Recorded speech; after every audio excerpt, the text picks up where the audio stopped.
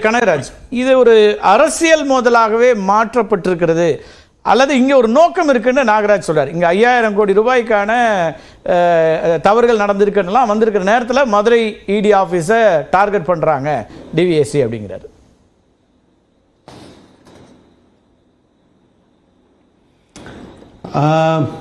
அதாவது மோடி ஊழலை ஏற்றுக்க மாட்டார், அண்ணாமலை ஏற்றுக்க மாட்டார், நாகராஜ் சார் ஏற்றுக்க மாட்டார். ஆனால் நான் என்ன கேட்குறேன், பத்திரிகையில் ரிப்போர்ட் ஆனது 26/9/2023 2023 இடி வந்து பாஜகவினுடைய மாநில அலுவலகத்தினுள் பொருளாளராக இருக்கக்கூடிய ஜோதிகுமார் வீட்டில் ரெய்டு நடக்குது. ரெய்டு வந்து ஒரு 4 மணி நேரம் நடக்குது. அந்த 4 மணி நேரத்தில் அவங்க என்ன பத்திரிகை ரிப்போர்ட் படி மணல் கொள்ளையர்கள் அல்லது மணல் கொள்ளையிலே ஈடுபட்டதாக குற்றம் சாட்டப்பட்ட ரத்தினம், ராமச்சந்திரன், கரிகாலன் இந்த 3 பேரிடம் இருந்தும் பீரியாடிக்கலா கால முறைப்படி சண்முகம் என்கிற ஒரு ரியல்டருக்கு அக்கௌண்ட்டுக்கு பணம் வருது. அதே கால முறையில் ஜோதிகுமார் என்பவருக்கும், அவர்தான் பாஜக அலுவலகத்தில் பொருளாளராக இருக்கக்கூடியவர், அவருக்கும் பணம் வருது என்கிற முறையில் அவங்க ரெய்டுக்கு போறாங்க. ரெய்டுக்கு போறவங்க ஒரு சொன்னார், ஐயோ இது அப்படி ஆயிரும் இப்படி ஆயிரும். நான் என்ன கேட்கிறேன், அந்த ரெய்டுக்கு போகும்போது பாஜகவினுடைய தென்சென்னை மாவட்ட தலைவர் காளிதாஸ் கூட இருக்கார், பாஜகவினுடைய தலைமை நிலைய செயலாளர் சந்திரன் கூட இருக்கார். ஈடியினுடைய கற்பு இங்க பாதுகாக்கப்பட்டுச்சாக்கும். நான் என்ன கேட்கிறேன்னா, ஈடி நீங்க சுயேட்சையான அமைப்பாக இருக்கும் பட்சத்தில் இவர்களை எப்படி அனுமதிச்சீங்க? அதைத்தான் சூர்யா கேட்டார். நான் என்ன கேட்கிறேன், பாஜக வழக்கறிஞர் பிரிவு தலைவர்களாக இருக்கக்கூடிய ஐயப்பராஜாவும் துணைத் தலைவர் கணேசனுக்கும் ஈடி அலுவலகத்தில் என்ன வேலை? இந்த அது ஐடிபியா இருக்கட்டும் அல்லது ஆர்மியா இருக்கட்டும், இவங்க 2 பேரையும் எப்படி உள்ள விட்டுச்சு? போலீஸ உள்ள விடக்கூடாதுன்னு நிக்கிறவங்க பிளைன் க்ளோஸ்ல வரக்கூடிய இடி ஆட்களா இல்லாதவங்களை நீங்க உள்ள விட்டீங்கன்னா நீங்க கொலாபரேட்டர்ஸ் நான் பாக்குறதா எப்படி பாக்குறது? நீங்க சொல்லுங்க.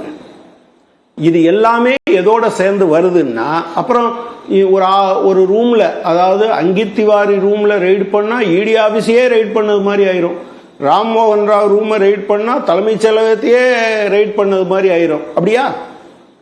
அதாவது பாஜக ஆட்சி பொறுப்புக்கு வந்த இந்த காலத்தில் சுயேட்சையாக இயங்குகிற அமைப்புகளை எல்லாம் பாஜகவின் அடியாட்களாக மாற்றியதால் ஏற்பட்ட விளைவு. இது எந்த வரைக்கும் போச்சுன்னா, இந்த ஆண்டு மே மாதம் முதல் மணிப்பூர் பற்றி எரிந்து கொண்டு இருக்கிறது. இன்றைக்கு வரை அடங்கவில்லை, அது நடந்துகிட்டே இருக்கு. நீங்க வந்து இந்த வழக்குல, இந்த பிரச்சனையில, மணிப்பூர் பிரச்சனையில அஸ்ஸாம் ரைபிள்ஸும் மணிப்பூர் போலீஸும் ஆயுத சண்டை நடத்தி கொண்டார்கள், மறந்துடாதீங்க. அதாவது ஸ்டேட் கவர்மெண்ட் யார் கையில் இருக்கு? பிஜேபி கையில் இருக்கு. சென்ட்ரல் கவர்மெண்ட் யார் கையில் இருக்கு? பிஜேபி கையில் இருக்கு. நீங்க மணிப்பூர்ல இருக்கக்கூடிய போலீஸ் மெய்ட்டிகளுக்கு ஆதரவாக இருக்கிறது. அது வந்து மெய்ட்டிகள் பண்ற அட்டூழியத்தை கண்டுக்கல, போலீஸை ரெய்ட் பண்ணா கூட கண்டுக்கல என்கிற போது சில பகுதிகளை நீங்க வந்து அஸ்ஸாம் ரைபிள்ஸ் பாதுகாக்குது. அப்ப பாதுகாக்கும் போது அவங்களை எதிர்த்து இவங்க துப்பாக்கி சண்டை நடத்துறாங்களா இல்லையா 2 பேருக்கு இடையில? அதை தாண்டி ஒரு உள்நோக்கத்தோட டிவிஎஸ்சி வர்றாங்கன்றாரு, ஒரு குற்றச்சாட்டை வச்சாரு. வெயிட் ஒரு நிமிஷம், ஒரு நிமிஷம். இதுல மட்டும் உள்நோக்கம் இல்லையா? நான் கேட்கிறேன், உங்ககிட்ட கேட்கிறேன். மணிப்பூர் போலீஸ் ஒரு எஃப்ஐஆர் போடுது. யார் மேல? அஸ்ஸாம் ரைபிள்ஸ் மேல. மணிப்பூர் போலீஸ் யாரு கண்ட்ரோல்ல இருக்கு? ஸ்டேட் கவர்மெண்ட் கண்ட்ரோல்ல. அஸ்ஸாம் ரைபிள்ஸ் எப்படி இருக்கு? அது நீங்க தான் சொல்லணும்.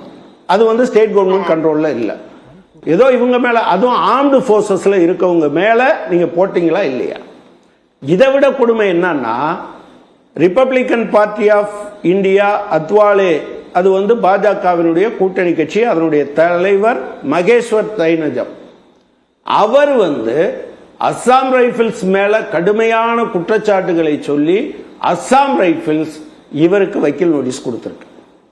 நான் என்ன கேக்குறேன், அஸ்ஸாம் மணிப்பூர் கேபினெட் வந்து டிஸ்கஸ் பண்ணிருக்கு என்னன்னா அஸ்ஸாம் ரைபிள்ஸ் மாநிலத்தை விட்டு குறிக்கிறதுக்கு மன்னிக்கணும் அப்படின்னு பாஜக எம்எல்ஏக்கள் ராமசாமி ஒரு கரெக்ஷன் சொல்ல விரும்புறாரு. வெளியேற்றணும்னு பாஜக எம்எல்ஏக்கள் போறாங்க. கனகராஜா ஒரே ஒரு கரெக்ஷன் சொல்லுங்க. ஆக்சுவலா 2 கரெக்ஷன். ஒன்னு வந்து அந்த மதுரையில இருந்ததுல மாசர்ல யாரெல்லாம் இருந்திருப்பா அப்படின்னு போட்டிருப்பாங்க. இந்த மாதிரி வேற சிவிலியன்ஸ் இருந்திருந்தாங்க அப்படின்னு டிவிஎஸ்சியே மாசர்ல ரிப்போர்ட் பண்ணல. ஒன்னு அதை கோர்ட்லயும் அவங்க ரிப்போர்ட் பண்ணல. ஸோ வேற வெளியாட்கள் இருந்தாங்க அப்படின்னு ஏதாவது பத்திரிகை செய்தி இருந்தா அது தவறான செய்தி. ஏன்னா நம்ம டிவிஎஸ்சி அப்படின்னா இவர்கள்லாம் இருந்தாங்க சர்ச்சை நடக்கும் போது அப்படின்னு போட்டிருப்பாங்க. நம்ம டிவிஎஸ்சியே போடல. இரண்டாவது வந்து இந்த அசாம் ரைபிள்ஸ் இஷ்யூ வந்து மணிப்பூர் கிடையாது. அசாம் ரைபிள்ஸ் வந்து நாகாலாந்து அந்த பார்டர்ல இருந்த ஒரு இஷ்யூ. அது அசாம் ரைபிள்ஸ் மேல வழக்கு செய்யப்பட்டது. அது ஏன்னா அங்க அந்த பார்டர் டிஸ்பியூட் அந்த டெரிட்டோரியல் இது ஏற்கனவே இருக்கு. அவங்களுக்கு இருக்க அந்த அடிஷனல் சொன்னது சூர்யா, கனகராஜ் சொல்ல இல்ல இதுக்கு முன்னாடி பத்தி சொன்னதுல கனகராஜ் சொன்னாரு உள்ள 2 பேர் இருந்தாங்க அப்படின்னு ரிப்போர்ட் பண்ணப்பட்டது அப்படின்னு. அதுக்கு சொன்னேன் ஒரு நிமிஷங்க அதாங்க கமலாலயத்தை பத்தி சொன்னாரு. இல்ல ஒரு நிமிஷம் முதல்ல ஐயப்பன் ராமசாமி எனக்கு தெரியல. இல்ல 2 விஷயத்துக்கும் எங்கேயாவது ரிப்போர்ட் பண்ணது இல்ல. நான் வேணா முடிஞ்ச உடனே உங்களுக்கு வந்து வீடியோ அனுப்புறேன்.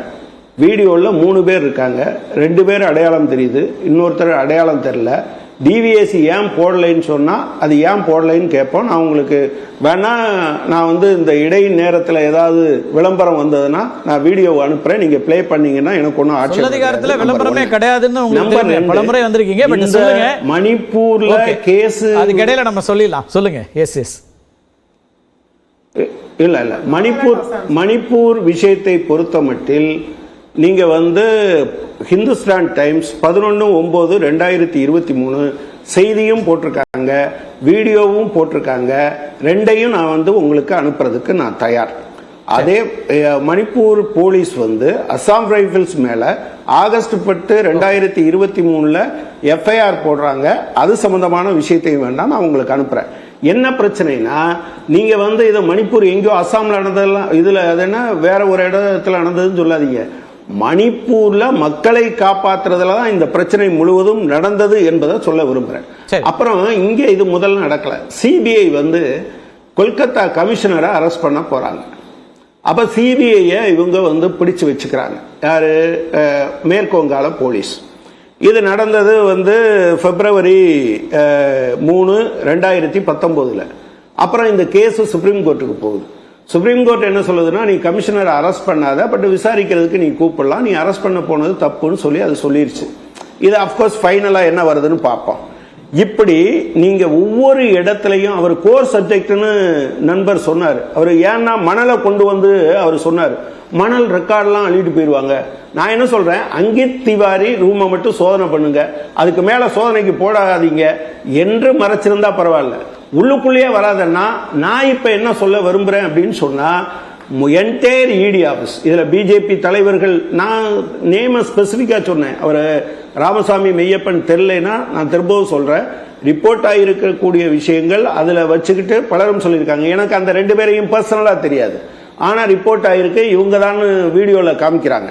நான் என்ன கேட்க விரும்புறேன்னா, இப்ப நீங்க இவ்வளவு தூரம் கொந்தளிக்கிறீங்கல்ல, ஜோதிகுமார் விஷயத்தை ஏங்க ஈடி கைவிட்டது? கூடவே இந்த பாஜக தலைவர் காளிதாசும் சந்திரனும் இருந்ததை நீங்க மறுக்கிறீங்களா? இல்லைன்னா எங்க நரேந்திர மோடி இதெல்லாம் தப்பு பண்ண மாட்டாரு அது இதெல்லாம் சொன்னீங்கல்ல, அந்த தப்பு பண்ணாதவர் ஏன் கேள்வியே கேட்கல? நீங்க ஏன் அதை கண்டிக்கல? ஜோதிகுமார் வீட்டுக்கு ஏன் வந்தீங்கன்னு நீங்க கண்டிச்சிருக்கலாம். ரைட், நான் வரேன். எஸ் ராமசாமி, இது ஏன் இதெல்லாம் கேள்வி எழுப்பல அப்படிங்கிறாரு.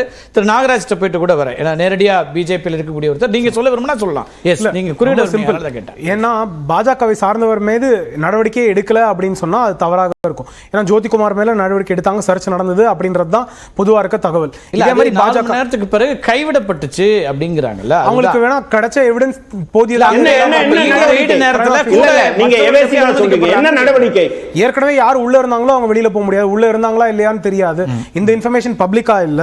நான் இப்போ எனக்கு தெரிஞ்சது இல்ல ராமசாமி மெய்யப்பன் சேலஞ்ச் பண்றாரா? அங்க நிறைய கேமரா எல்லாம் வச்சிருந்திருக்காங்க, எடுத்தவங்க எல்லாம் இருக்காங்க. ராமசாமி மெய்யப்பன் ஏன் தப்பா சொல்றாரு? தன்னை பாஜக ஆளுன்னு சொல்லிட்டு கூட அவர் டிஃபெண்ட் பண்ணட்டும். ஆனா வலதுசாரின்னு சொல்லிட்டு இவர் உள்ள இருந்தவங்க இல்ல, உள்ள போயிட்டு வெளியே வந்து உள்ள போயிட்டு வெளியே வந்து இருந்தாங்க. அண்ணா நான் இப்ப என்ன சொன்னேன் திரும்பி கேட்டுக்கோங்க. நான் உள்ள யார் இருந்தா வெளியில யார் இருந்தா நான் சொல்லல. நான் இப்ப சொன்னது அவர்களுக்கு தேவையான ஆவணங்கள் இருந்தா அவங்க அவர் என்ன சொல்றாரு, இடி சர்ச்ல ஜோதிகுமாருக்கு மட்டும் அப்படி உள்ளே போவதற்கு வெளியே வருவதற்குமான அனுமதி யார் கொடுத்தா, எப்படி அவங்க போறாங்க எப்படி வந்தாங்கன்னு கேக்குறாரு. கட்சிக்காரங்க போனாங்க, என்ன என்கொயரி பண்ணட்டும், என் வீட்டுக்கு சர்ச்சுக்கு வரட்டும். அப்ப பிரைம் ஆபீஸ் எவிடன்ஸ் எதுவும் இல்ல, தேவையானது எதுவும் இல்ல. உங்க வீட்டுல ரைடு நடக்குது, என் வீட்டுல ரைடு நடக்குதுன்னா வேற யாரையுமே உள்ள விட மாட்டாங்க.